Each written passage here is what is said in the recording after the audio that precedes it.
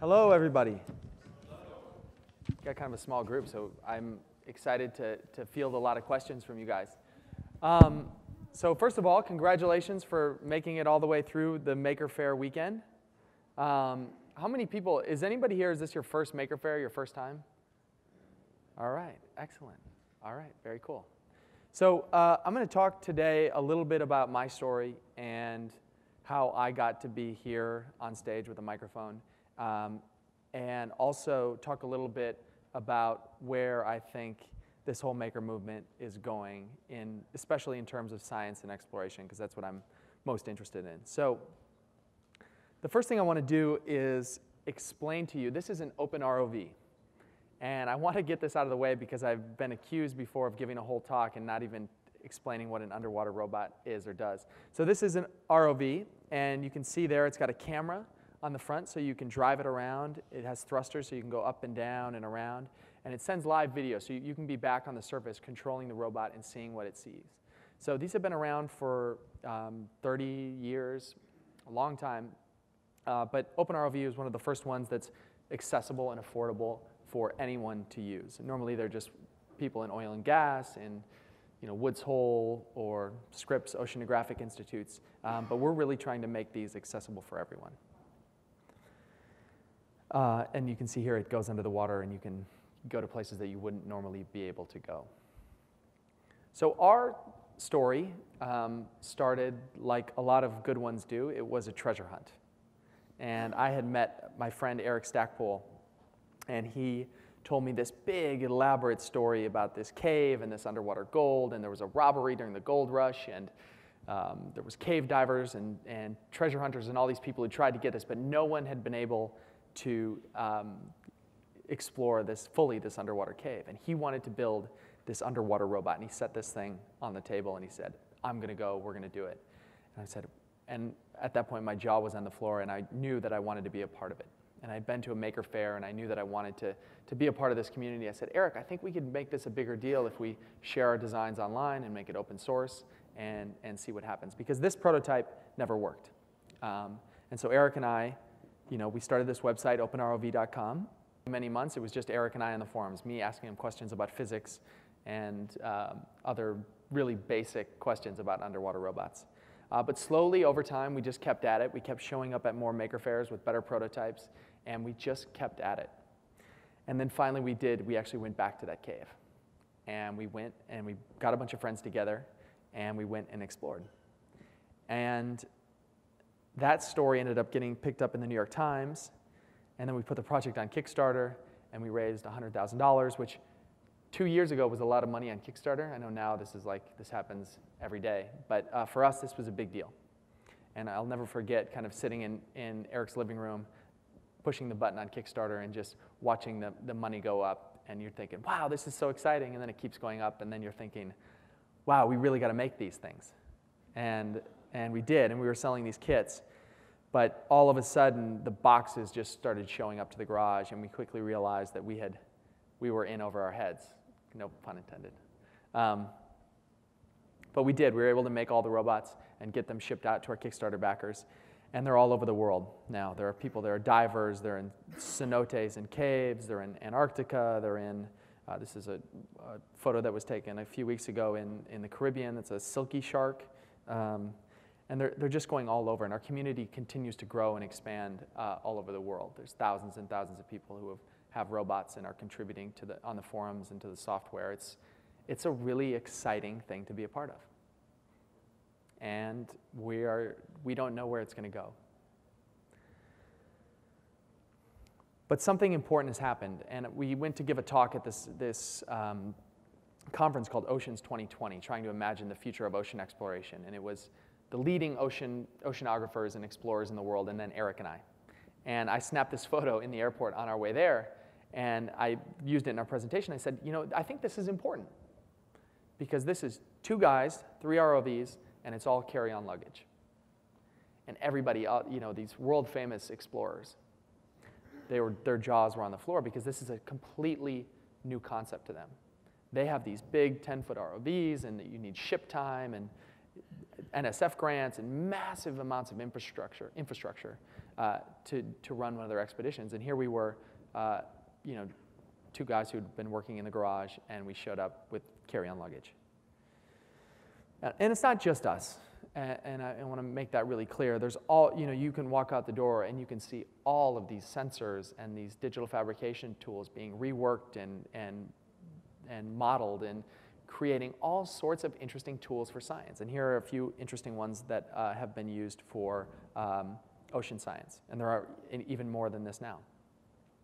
There's an OpenCTD. CTD is like the basic tool that they use in oceanography. People had gone and created that. And so I started thinking about this idea, you know, what happens when all of these people get access to these tools? Because you no longer need to be a professional archaeologist to go on an expedition, or a National Geographic explorer. You just need some of these low-cost tools, an internet connection to plan your trip and to meet friends, and then a community. So for Eric and I, we found that getting a group of friends together was enough to go to this cave and explore. And I think that's pretty exciting. This is a photo of John Dobson, who was, he created a really low-cost, he's really a wonderful story. He was a monk for many years and started making telescopes in his spare time and developed this way to create a low-cost DIY telescope that allowed amateurs to see into much deeper catalogs, and started this thing called the Sidewalk Astronomers Group. And you know, because of him, he really kickstarted a lot of this stuff around amateur astronomy, and now in astronomy, amateurs make as many discoveries as professional astronomers do. It's a pretty great story. He just passed away last year, and I think he was 99.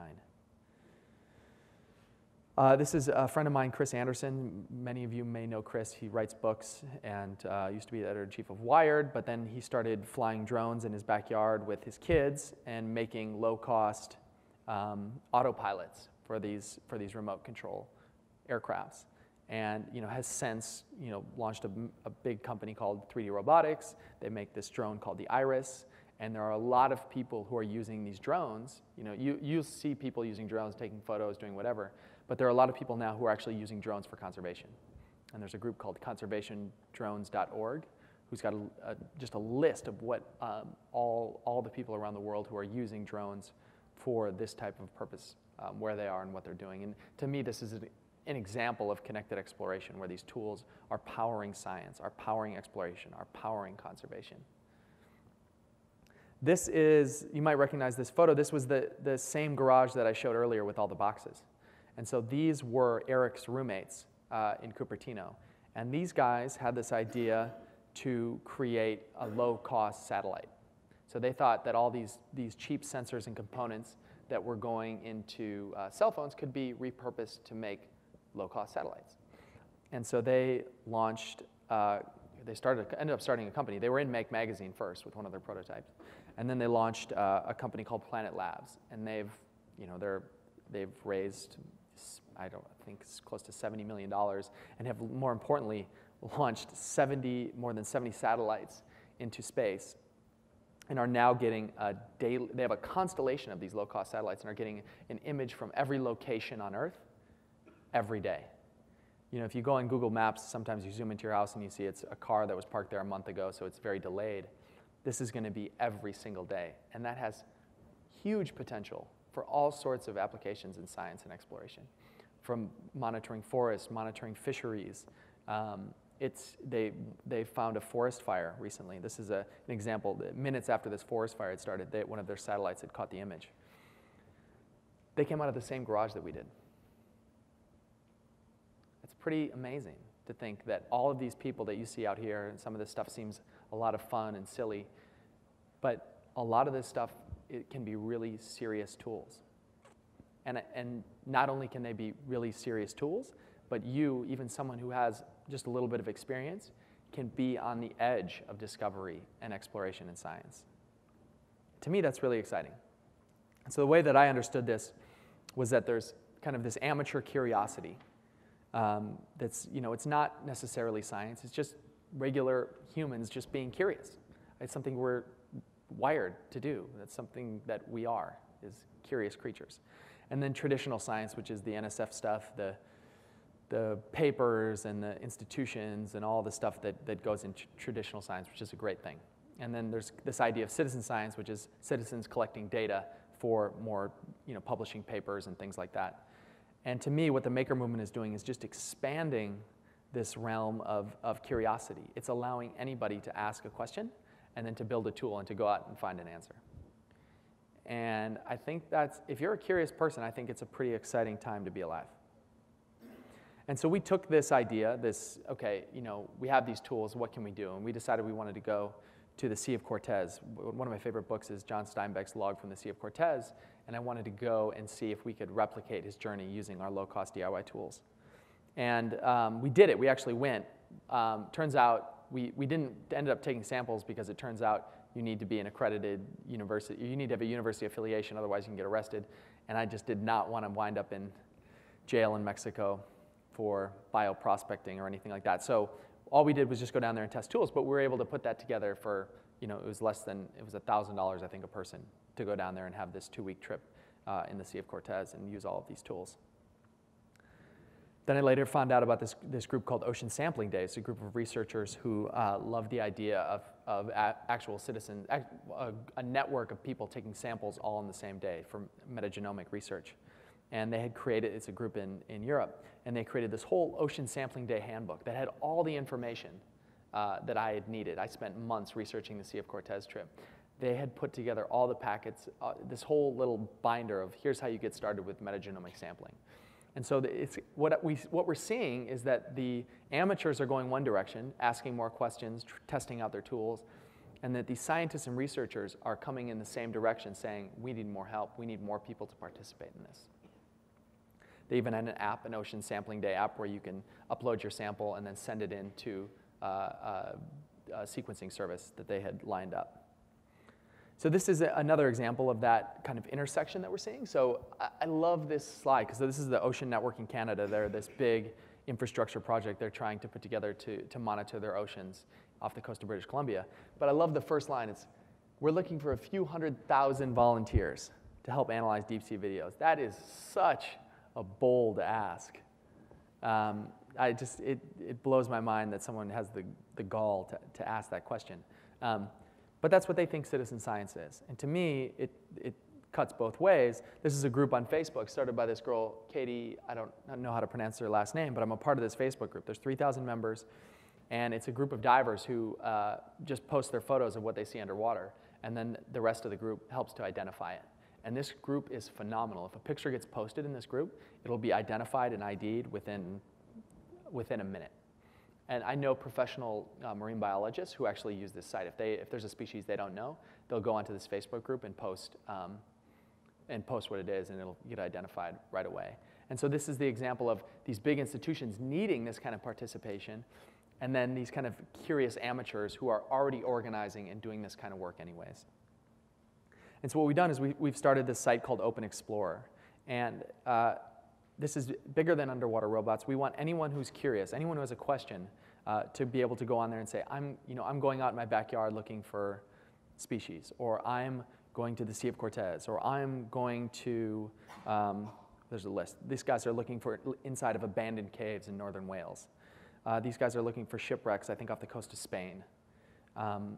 This is a group in San Francisco, a conservation group, who's creating native habitat for butterflies. This is some people who want to go look and see what's in the Salton Sea in Southern California. So there's, a whole list of interesting expeditions that are popping up on OpenExplorer, and it's nothing that we could have come up with ourselves. We've just asked people, what are you curious about? What are you going to explore? And all of a sudden, they have the tools. Now they have the community. And I think they're going to go out and find something.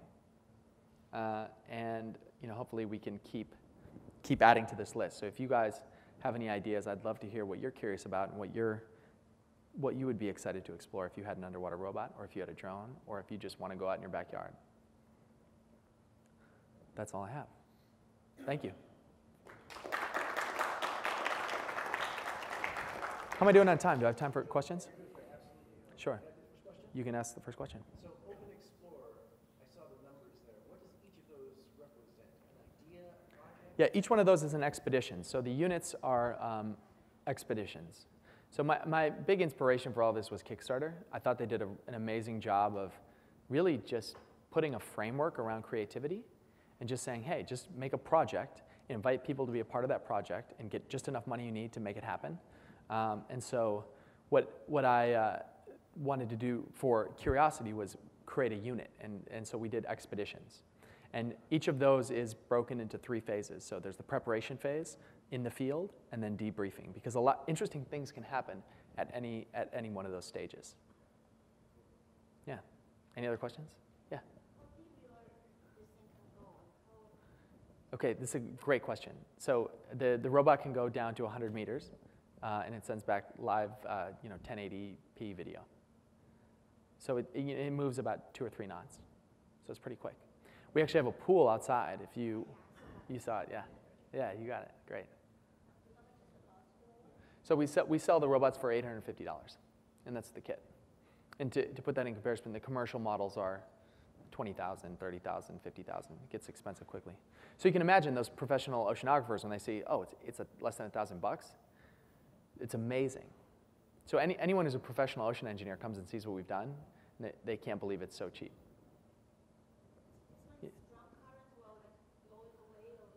Yeah, I mean, it doesn't work too well in really strong currents. So we're working on solutions for that. Yeah. Oh, go back there. Yeah. Oh, the cave. This is always the first question because I never remember to say that. So we didn't find any gold. But we always say that the treasure was this group of people that we got to meet along the way. Yeah. How did you and your team learn to actually build a prototype? That's a good question. So Eric is a mechanical engineer, but when we first started, it was just a shape. It was just kind of a box. And we have prototyped and prototyped and prototyped. That's the cool thing about these tools is, if you don't like something, you can change it. You can make another one with a 3D printer or a laser cutter. And if you can come into our office in Berkeley and see, it's just a graveyard of prototypes. I mean, we have a whole museum of how many mistakes and errant designs it took to get to what we currently have. And we still think we have a long way to go. I think we're just at the beginning of this. We'll start controlling these things over the internet, so you could log on and control robots with friends in Fiji, or we think that we're just at the very beginning. Yeah. It is neutrally buoyant. Yeah. If you want to see one, there's one out right under the rocket ship. If you go out, you can see one flying through the water. So it's only going to submerge based on the fact that it's powered portion of the water? Right. Correct. And what's battery life? Over 2 hours, 2.5 hours. Yeah. Yeah.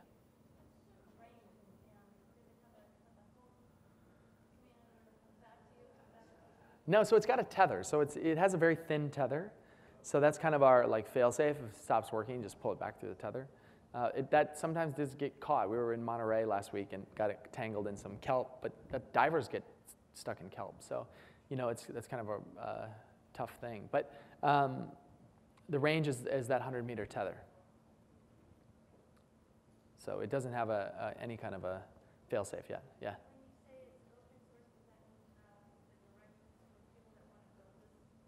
Yeah, I mean, all the designs are online. If you want to download it and laser cut it and do it all yourself, we encourage it. We also have kits, so if people want to get the kit and put it together that way. Yeah. Kits are $850. Yeah. Yep. So it seems like a lot of the Kickstarter projects that we've seen here are people that are strictly interested in making money. It seems like making money was secondary to your motivation? Yeah, it's still secondary to my motivation. Yeah. So we talk about this a lot. We weren't sure if we were going to start a business or what we're going to do. Because Eric and I have decided that our goal has been to maximize return on adventure, is what we've called it. And so we always want to make sure we're having as much fun as possible. And for us, that's a very good compass, is that it's not just about what we're doing. And this is a big reason why we created that site, Open Explorer, is because we want everyone who takes part in our project to feel that their life is more interesting and more exciting. Because it is. Actually, people in our community are getting invited. There's people in our community who are going to Papua New Guinea to start the first ocean exploration institute there. and they're bringing OpenROVers down. National Geographic calls us to go on trips in cenotes in Mexico. And so there's all these opportunities that are coming up. And so for us, that's what we keep our eyes on, is making sure that we're maximizing adventure for us and for everybody in our community. And we'll keep them, we'll make money because we need to have gas in the tank, but that's why we do it. Yeah. Yeah. Yeah, so Eric's a mechanical engineer, and I'm just I don't know. I used to manage a sailing school, and I worked at a startup for a little bit, but I don't have a background in any of this stuff. And I wrote a book called Zero to Maker, which was kind of this whole me walking into this world and trying to understand what was happening. Because if you come here, it's pretty overwhelming. And that was my education, was writing that book and conducting those interviews and trying to learn everything for myself. Yep. You use community a lot. Mm-hmm. You're talking about, and I think it's an important ingredient in what you do. Can you give us a sense in the ROV community how they are a part of what you do? What is it that they bring to the equation that makes it so enriching? Yeah. So first of all, we needed other people because we didn't have enough information, we didn't have any money, we didn't know what we were doing. So we always defaulted to asking for help. And nothing has ever really been a secret. We've always been publishing designs. And when you ask people what they think, it's a really powerful thing. And so right now we have forums where everyone's trying out new ideas. I just had someone come up to me today who lives in Bermuda, and in Bermuda, lionfish are a big problem. It's an invasive species. He's crowding out the rest of the reefs.